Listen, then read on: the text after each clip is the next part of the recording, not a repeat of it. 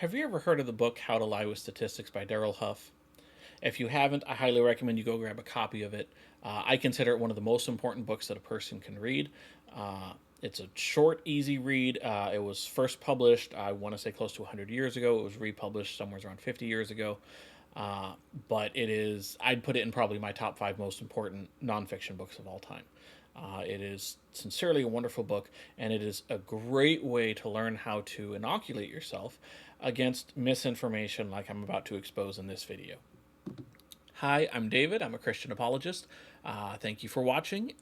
If you like this, please drop a like. Please subscribe and share this video. If you don't like this, then hey, go on ahead and like it and subscribe and share this video anyways. Also, I would really appreciate your feedback. If you think there's things I did well, I'd love to hear that. If you think there's things I did poorly, if you have recommendations, if you have other information you think I should look at, I'd be happy to take all constructive feedback to make this better. I don't like being right, but I do like giving correct information and, as best I can, putting out high quality content. So any feedback would be greatly appreciated. Thanks. How to lie with statistics. Okay, let's talk about this for a little bit. So the book it teaches a very basic principle, which is just because correct information has been presented doesn't mean that what the person telling you is actually true. So by example, you see a commercial about toothpaste, and it says 9 out of 10 dentists recommend this toothpaste. Let's assume that that's completely correct. 9 out of 10 dentists recommend the toothpaste. How many dentists were surveyed? Was it 9 out of 10 dentists and all 10 of them work for the company? Did they survey 10,000 dentists, none of whom work for the company? Were all 10,000 dentists paid off to do the survey? Were the dentists asked, would you prefer someone flush with or brush their teeth with this toothpaste or with no toothpaste at all? So it's a factual statement. 9 out of 10 dentists recommend the toothpaste, but the context in which that was generated really determines whether what they're telling you is true or not. If 9 out of 10 dentists recommended it, and 9 of the 10 dentists work for the company, or all of them were asked, would you prefer someone brush their teeth with this, or don't brush their teeth at all, or don't use any toothpaste? What the recommendation is can change drastically. How many are involved can change drastically. The entire context drastically affects whether the message is true, even though the specific fact given is technically correct. So that's what I'm going to be digging into today. So let me go on ahead and switch over here. We're going to look at a video by Mark Sandlin. He is a co-executive director of progressivechristianity.org. And he did a video about abortion. And from what I can tell, almost everything he says in here is technically correct, in the sense that the direct words he says are accurate of reality. However, as we go through the details, you're going to see that the context he left out drastically changes what the actual message is. So let me go ahead and mute myself and start this recording, and let's get into this.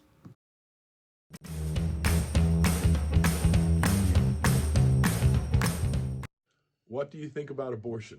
You know, I honestly don't understand why so many Christians seem to have an issue with abortion.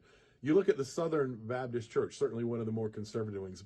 Back in the 70s, as a matter of fact, it was 71, 74, and 76, they passed resolutions supporting access to abortions. When you look at the Bible itself, New Testament really has little to say about abortions. The Old Testament, the Jewish texts, actually have a lot of things to say about life beginning at first breath. You can find that in Genesis. There's examples of the law requiring women to have abortions for various reasons. So it's strange that Christians have decided to make this an important issue. I say it's strange, but it's also not. It's really very political. And it came about in a weird way. It actually came about because Folks in the South wanted to have segregated schools, and they wanted to use government money to pay for it. And a law passed that basically allowed them to not do that, said they could not do that. And they needed some way to fight back to get enough folks to vote for them so that they could go back and kind of put in all their racist platforms that they wanted to support. And so they hired this guy named Paul Weyrich. And Paul spent several years trying to figure out what the dividing issue would be. And ultimately, he came up with abortion. So it's a full manipulation of the people who consider themselves to be Christian, that at this point they believe that somehow abortion is against the Bible. It never has been, never was, and ultimately they were manipulated into believing it.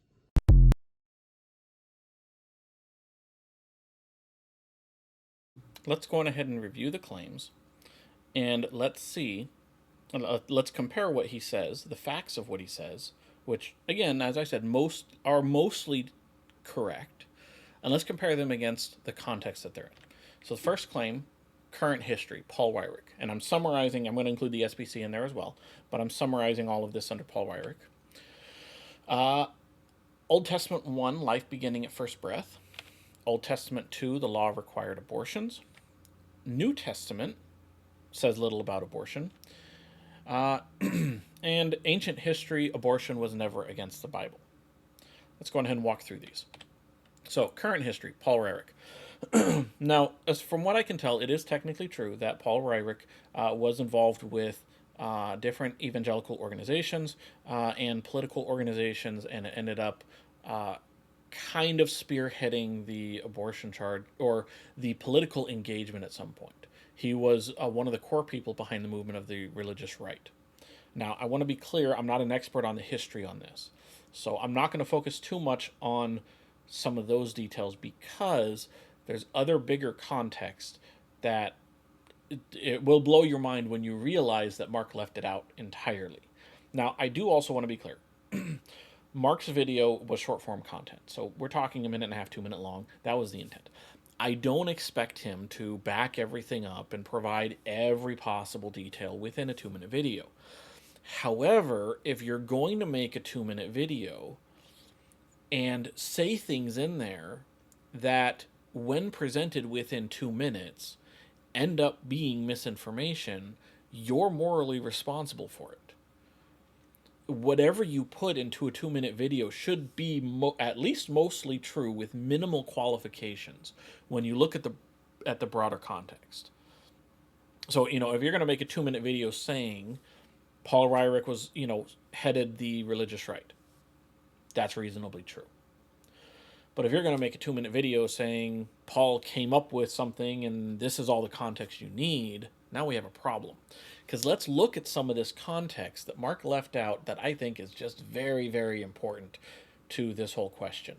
Because the basic question is, why did they choose abortion? Why did they suddenly choose it?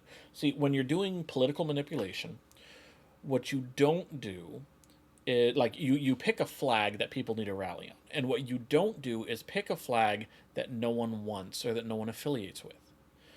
You pick a flag, this is for the manipulation side, I don't endorse this, but you pick a flag that people want, and then after you have people rallied, you start putting other stuff in that they maybe wouldn't have agreed with initially. And so you do a kind of bait and switch. Because if you pick something that no one wants, no one likes, then you're not going to get anyone on your side. So you have to pick something that people actually have an issue with, they actually have a stake in.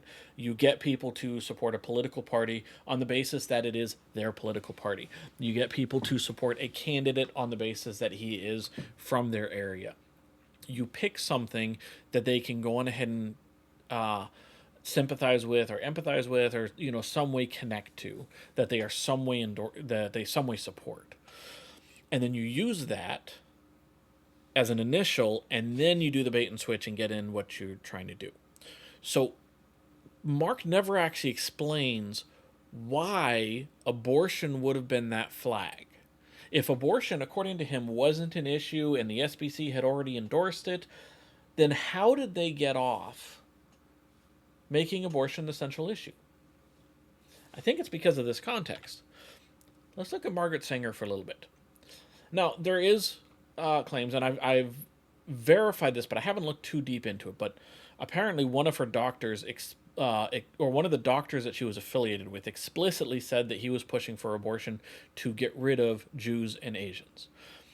I'm not saying Planned Parenthood has that same reasoning today. I'm not saying Margaret Sanger necessarily agreed with that. I'm just saying that's part of her party. That's part of the history that needs to be included in this discussion. But she was forefront in the abortion movement. She founded the American Birth Control League in 1916. The ABLC became Planned Parenthood in 1942. That's important. Why? Because Paul Weyrich was born in 1942.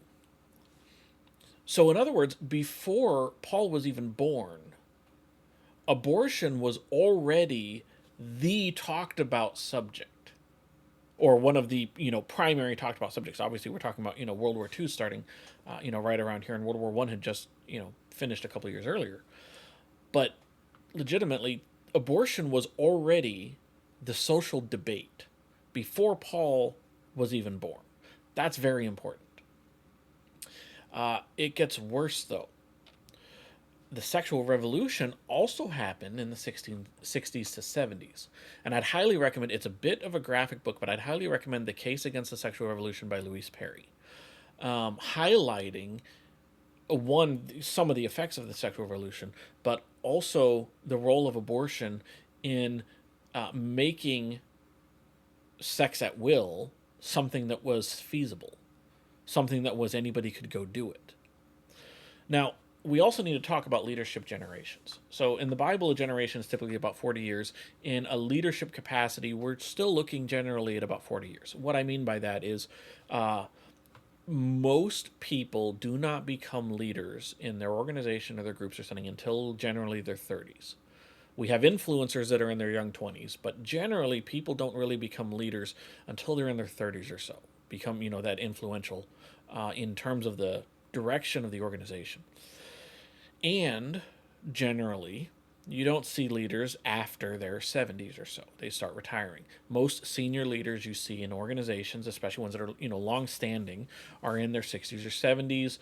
Most of the high-profile ones that are senior leaders, but may not necessarily have been around the longest, you're going to be looking at their 50s or so. In rare cases, you're going to find people after their 70s, like John MacArthur is in his late 80s, his 90s. He's been going for 50 years. 50-year careers in something like this are not that common. This is important because we're looking, like Mark specified, 71, 72, and 76, if I remember correctly, or 71, 74, and 76, as far as, when some of this stuff was happening. And then Weyrich came on the scene. So Weyrich wasn't really in leadership until, if I remember correctly, until the 70s or 80s. He wasn't really all that influential until then. So this is important because Mark was asked about Christians today. We're talking 50 years later. The people that were in influential leadership, that were giving their reasons, this is why we're doing things, this is how we're getting the people spun up. 50 years ago, that's an entire generation. We today may or may not have the same reasons that they had 50 years ago. This is actually going to be important with a piece I'm going to reveal in a little bit that directly affects Mark. But the fact that someone was pro-life then doesn't mean we have the same reasons today. We may. But you actually have to look at that. And it's significant because I can give the reasons most people are pro-life today, or at least most people that have actually thought about it and worked through why. And it has nothing to do with racism or schools or anything like that at all. It doesn't even technically have anything to do with religion. We'll get into that later. But the reason why I'm highlighting this timeline is, first, I love rabbit trails. So the context in which Weyrich came into position and in which the SBC resolutions were made is abortion is already brought onto the table as a hot topic. Weyrich didn't have to create it into an issue. And it's important to know that churches, if you go through church history, typically churches respond, like the stuff they write about is a response to what's going on in culture. So you look at Paul in First Corinthians talking about the leader who was sleeping with his mother-in-law or his stepmother. If that person hadn't been doing that, we probably wouldn't have heard anything from Paul about sexual relations with family. It wasn't an issue. That event happened though, and so Paul wrote about that event. We go to the early church creeds, the Nicene Creed, the Chalcedonian Creed, the I don't remember the Apostles' Creed, the others. They were all in reaction to false teachings and other beliefs that were going on. They weren't just people getting around to getting together. Hey, let's just start a fight with each other just because we want to start a fight with each other, and then let's hash this stuff out. No, it was because there actually was a disagreement already. There's no reason to assume. Now, it's possible. I'm not an expert on Paul Ryrick, so it's possible that what Mark said about him is correct, his description. But it's not likely that they just decided, you know what? It would be great for us to be racist, so let's just make this an issue. No, what fits church history and what fits general psychology is that there were issues that were already on the table. And Paul said that's already an issue and we need to do something about it. We're actually going to see that a little bit when we challenge some of Mark's other claims. Now, the other thing is Sojourners, formed by Jim Wallis. It's a progressive Christian organization. I don't know a whole lot about it, but what's interesting, courtesy of my debate with Randall Rouser, I went on ahead and bought this big beast. It's called the Encyclopedia of Evangelicalism, Revised and Expanded Edition by Randall Balmer. And according to this thing, which, by the way, is endorsed by Tony Campolo. Anyways, according to this thing, Sojourners is pro-life. And Mark Sandlin has published for them. You can go to their website and you can see articles Mark Sandlin has published on their page. Now that's important because the thesis Mark presents is that the pro-life movement is just about racism and trying to control people. But Sojourners is pro-life. So why is Mark publishing with them? Does he not know what their stance is? Or maybe does he not know what's going on with the pro-life movement? Let's find out. Okay, so let's take a small break from that and let's go into the SBC resolutions because these are really interesting. So 1971. So this is, I have all three of them here. This is a great example of lying with statistics. He made factually true statements that the SBC passed resolutions that allow for abortion. He also left out what the resolutions actually say. So let's go ahead and take a look. Whereas Christians are concerned about abortion, some advocate there should be no legislation, others advocate no legal abortion.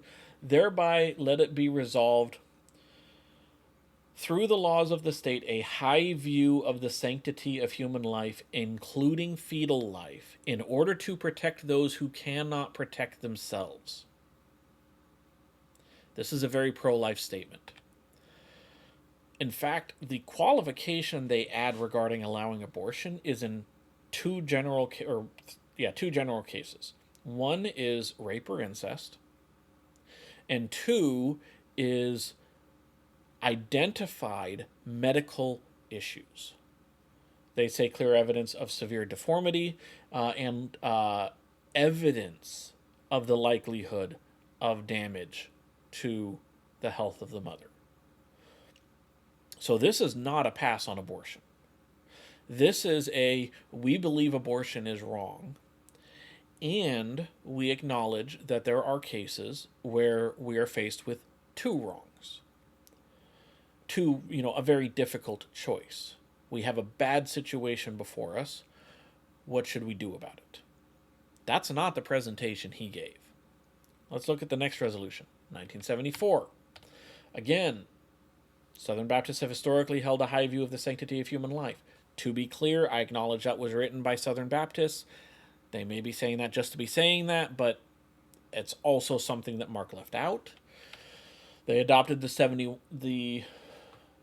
talk about the 1971. They talk about it being a middle ground between the extreme of abortion on demand and the opposite extreme of all abortion is murder. It's abortion is a complex issue. Let it be resolved that they affirm the 1971 resolution, and that they continue to seek God's guidance through prayer and study. So this is not much of anything. It's just a confirmation of what happened. 76 gets really interesting. Again, the biblical view of the sanctity of human life. Abortion is a very serious moral and spiritual problem. The Christians have a responsibility to deal with all moral and spiritual issues which affect society. The practice of abortion for selfish, non-therapeutic reasons, want only, destroys fetal life, dulls our society's moral sensitivity, and leads to a cheapening of all human life. This is not the language of a group of people who think abortion is not a problem. Every decision for an abortion, for whatever reason, must necessarily involve the decision to terminate the life of an innocent human being. It's very hard to get clearer than that. The messengers of the SBC in 1976 reaffirmed the biblical sacredness and dignity of all human life, including fetal life. So again, this is 100% pro-life content. 100% pro-life position. And that they are calling on Southern Baptists and all citizens to work to change the attitudes of those who use abortion as birth control. Again, standard pro-life position.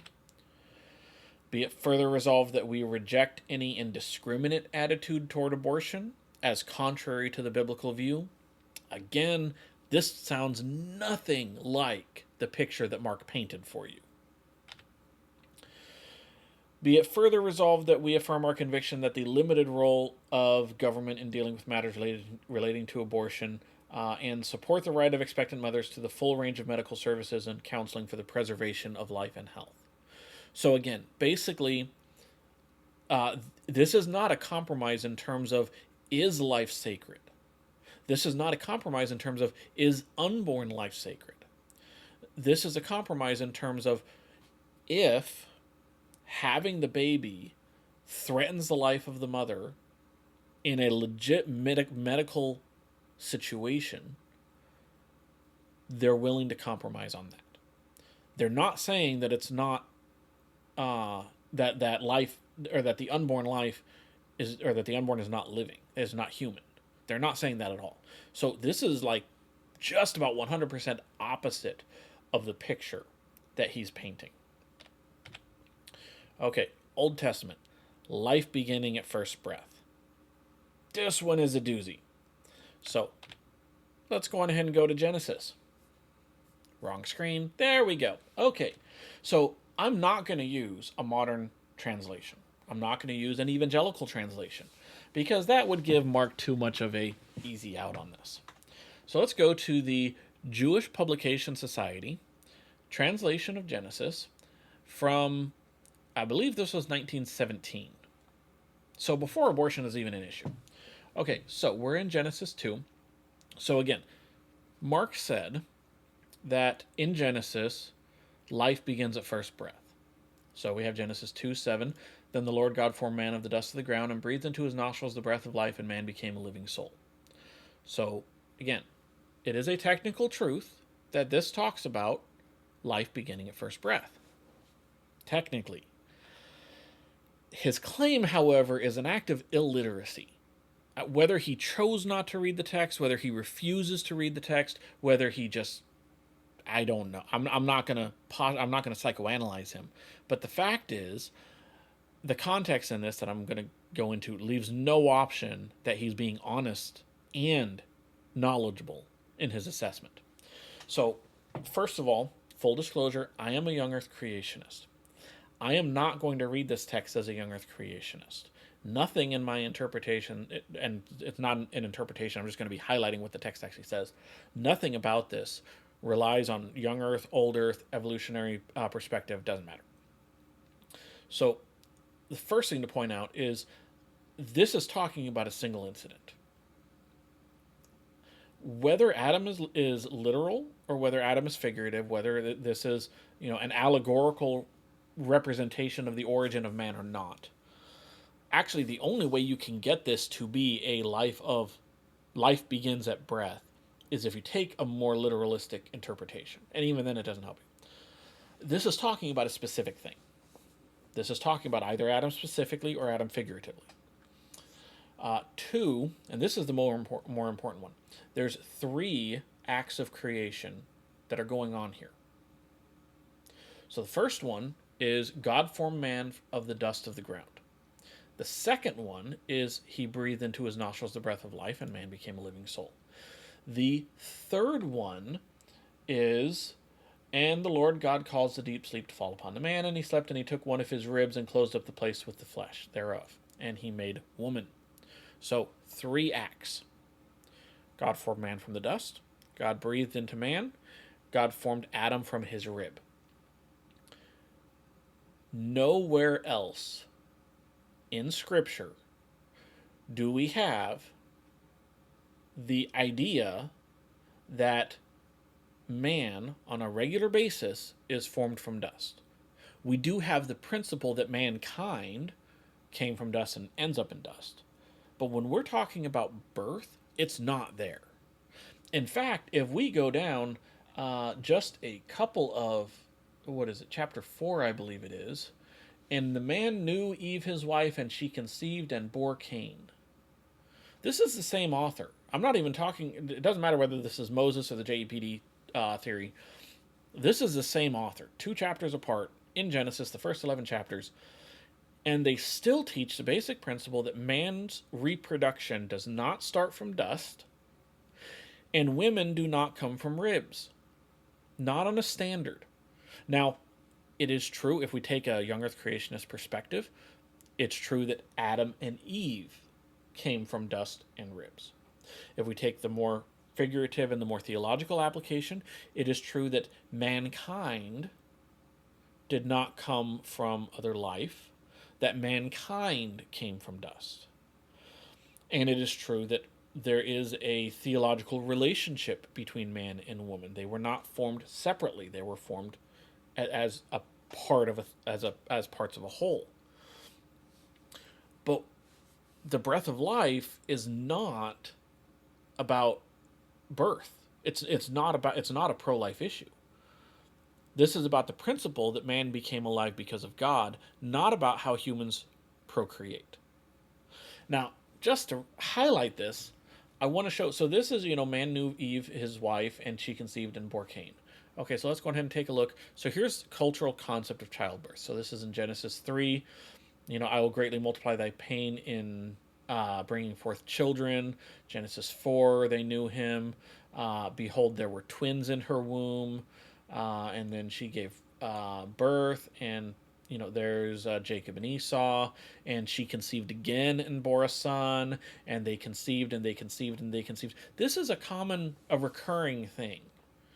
Clearly, all throughout Genesis in particular, they knew that life began, or that life begins at conception. She conceived again and bore a sixth son. She bore a daughter. She remembered Rachel. God hearkened to her and opened her womb.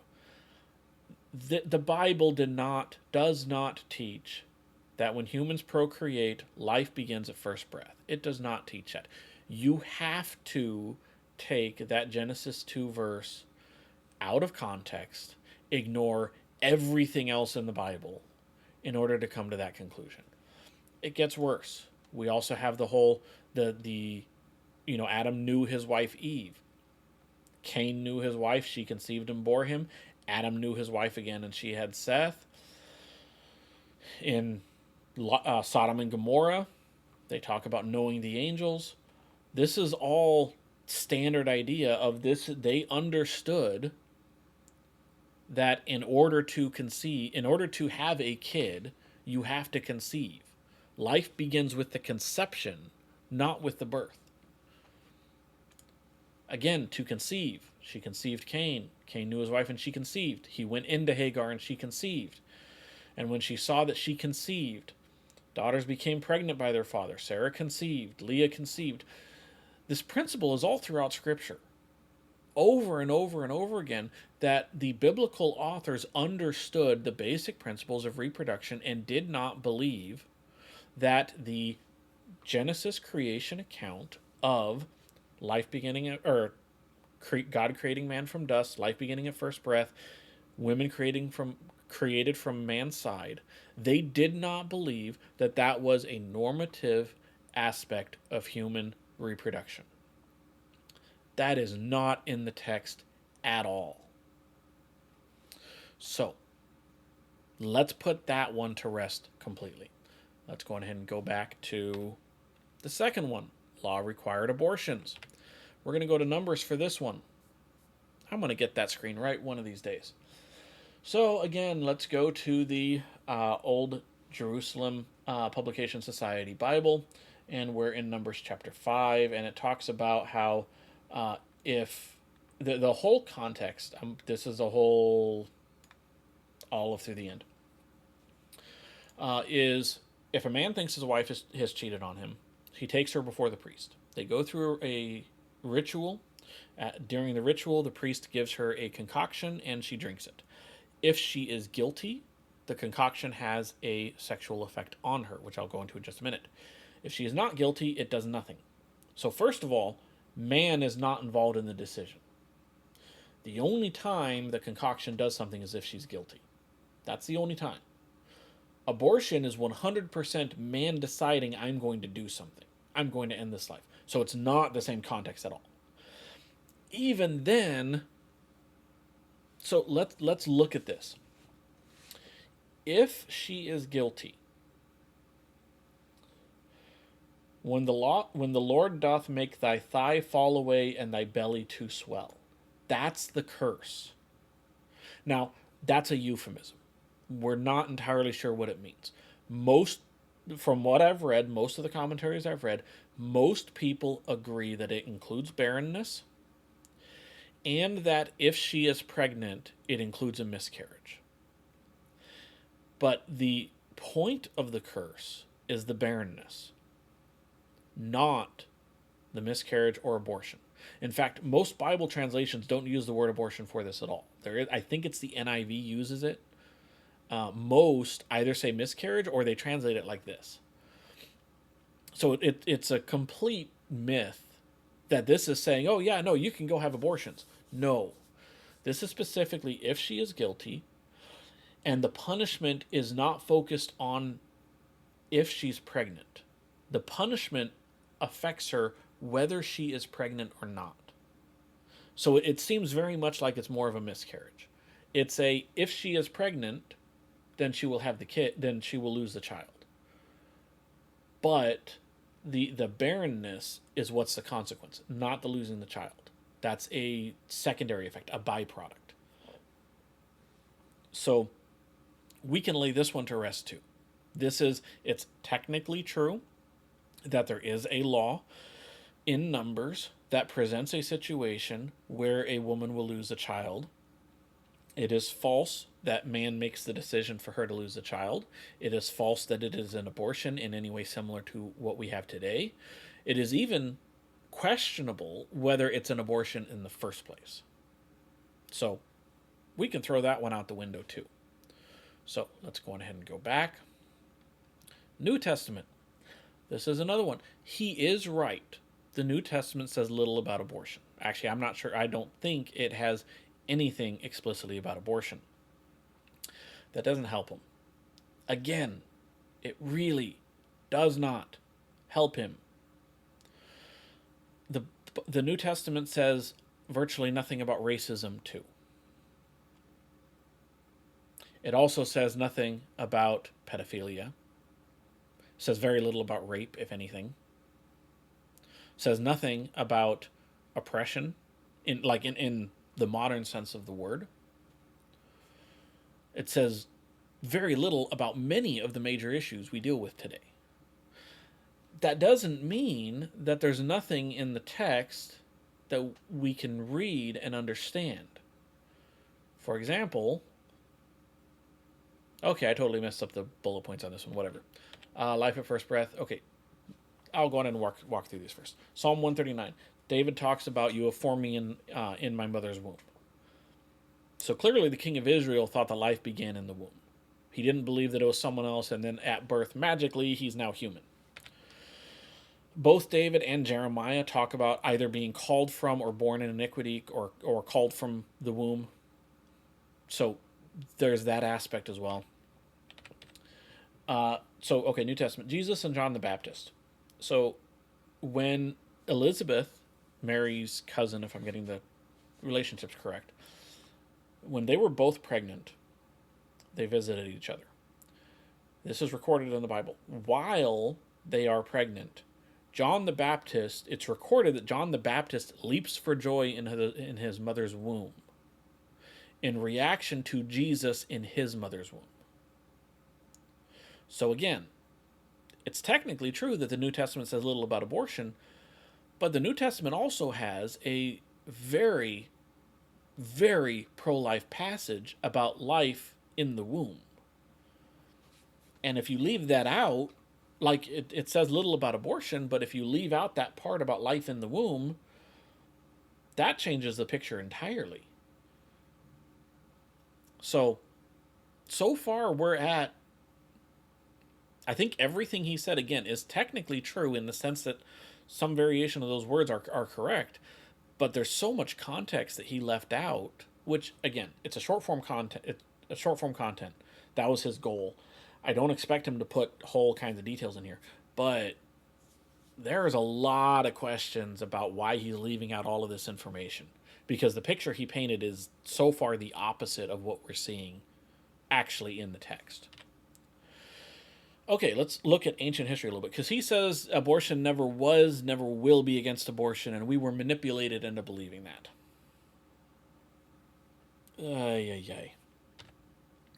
So, as I already highlighted, the church tends to respond to what the big issues are at the time.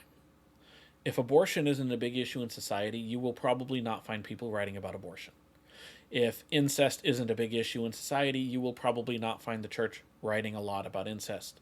If adultery isn't a big problem, and actually adultery is a perfect example, the books and writings and teachings we have about adultery are teaching people not to do it, not defending the fact that adultery is wrong in the first place. Why?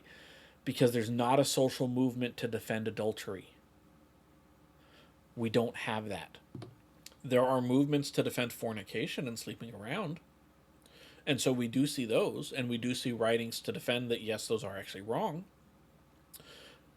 But we have very little writings that actually argue that, yeah, adultery is actually morally wrong and you need to not do it, because no one's defending that. So why would we?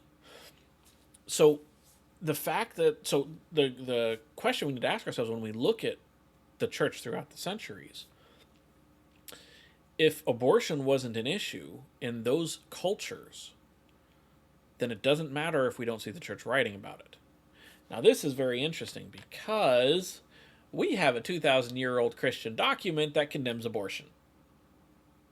Again, a document that Mark, for some reason, decided wasn't important enough to include.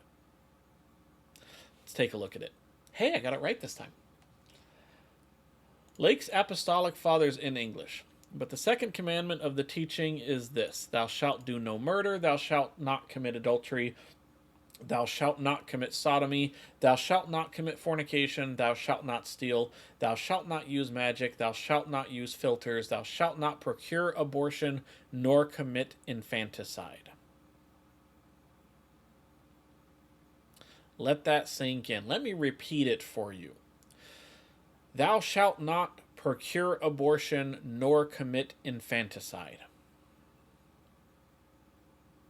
There's a little bit of argument over whether this document, the Didache, was written in the 1st century or the 2nd century. There is no argument that I am aware of that this document is not authentic to the earliest Christian communities. This document even has instructions on how to perform an how to perform a baptism. It talks about you need to do it under running water if you can. If there's no running water available, use standing water. If there's no standing, and by that it means lake. If there's no standing water available, use like a pool, or a wash tub or something. If that's not available, dunk some, or drench someone. If that's not available, sprinkle someone. It walks through these things. This is not a occasional epistle. This is a listing of how the church should operate and run, and it specifically addresses abortion. So, this is not a new thing in the church at all. Going back 2,000 years, or nearly 2,000 years, 1900, 1850 some years, depending on whether it was first or second century, we have abortion explicitly condemned in Christian writings. And Mark left that out. Now, maybe Mark doesn't know about that. That's fair. I can't expect him to know everything. But legitimately, why doesn't he know about this? I would expect it, someone who's only been around for 5 or 10 years, in studying theology for 5 or 10 years, to not know about this. I would kind of expect that. But if you've been in ministry for as long as Mark has, how do you not know about the Didache? How do you not know that the early church was pro-life? How do you not know that the early church was actually known for getting the babies that were disposed of by the Romans and the Gentiles because they didn't like them, the baby wasn't fed, or whatever their reason was? They left unwanted babies in the elements. Christians started the first, if I understand correctly, Christians started the first orphanage out of those babies. How do you not know this? How do you make a video basically accusing the entire pro-life movement of just being racist, and then you don't know that pro-life, anti-abortion has been part of the church since the beginning? That is a massive context issue that Mark left out. Okay, let's keep going. Now, I do want to highlight an interesting thing here that Mark exposed himself with. So there's an issue of dehumanization that happens in a lot of the atrocities in human history. It's generally the core of racism. Sometimes the core of racism is just legitimately hatred, but usually it's some kind of dehumanization. It's some kind of that other group is not as human or as privileged or as good as we are. That's usually how racism works. It's some form of a dehumanization. Slavery, again, some form of a dehumanization. Some kind of it's okay for us to do it to them because they're not part of us. They're not human enough. They don't deserve the same rights. They're not good enough. Some kind of a dehumanization. But Mark exposed himself because abortion runs on the same thing. If life begins at first breath, then that means that the life that's before first breath isn't human enough for him to grant it rights. Why is that? Science is explicitly clear that life begins at conception. At that point, the unborn has unique DNA. It grows on its own. It still needs sustenance, but it is a distinct human body. It is not a tumor or a parasite in any medical or scientific sense of the word. A parasite, by definition, is someone that's not part of the host. Usually, in strictly scientific sense, it's another species. A tumor is something that's not natural, that's not part of the natural process, and that kills the body and is part of the body. The baby is designed to come out. The baby is designed to be there for a fixed period of time during growth and then to leave the body, and for the mom to live with it. Now, there are plenty of medical tragedies, don't get me wrong. So I'm not saying that that's what always happens, but that's what the process is supposed to be. That's how we got to, what are we at, 8.5 billion people today, is by this process of mommy and daddy knowing each other and mommy conceiving and then eventually mommy giving birth. That's how we got here. Mark would not exist if it were not for that natural process. But he spilled his hand by trying to go with the life begins at first breath argument. Abortion relies on the same arguments, the same worldview as slavery and racism. Dehumanization. Some people do not deserve the same rights as everyone else, or they are not human enough to be included in the discussion of human rights. This is context that he left out. Context that you deserve to know. Okay, actual reasons we are against abortion. There's a standard syllogism. Virtually everyone uses it. They don't always use it in the same way, don't get me wrong. You may not always hear these exact words, but there's a standard syllogism that the entire pro-life movement uses. And to be clear, I'm not talking about Christians. Secular pro-life uses the same basic principle too. The organization Secular Pro-Life, their amici, I don't know how to say the plural, was read by the Supreme Court in overturning Roe versus Wade. It's not a small organization. So the syllogism is very simple. It's wrong to intentionally kill an innocent human. The unborn is an innocent human. Therefore, it's wrong to kill the unborn. Not a single appeal to the Bible, not a single appeal to racism, not a single appeal to schools, not a single appeal to anything that Mark said. And remember, now I don't know if Sojourners is still this way today, but Mark publishes at an organization that at least was historically pro-life. And Mark is connected to most, if not all, of the major progressive Christian leaders today. How is his circle so small that he doesn't know this? That he has to say that he doesn't get why we're against abortion? These are questions you need to ask. So this is the very simple syllogism. Now, there is the sled argument that it is its own argument, but usually it's used to defend the principle that the unborn is human. And it deals with size, level of development, environment, and degree of dependency, and basically shows that, yeah, the unborn is in a different location. It's smaller. It's has a higher degree of dependency. It's not as developed as the rest of us, but that doesn't change its essence. Toddlers are in the same boat, except for the location specifically. Toddlers are just as dependent on adults as babies are.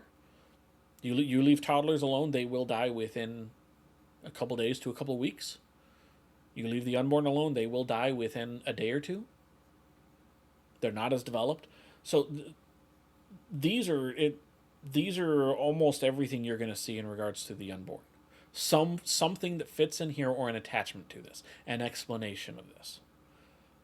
But this is like the number one argument, the syllogism, and then the sled is again the commonly used way to prove that the unborn is human.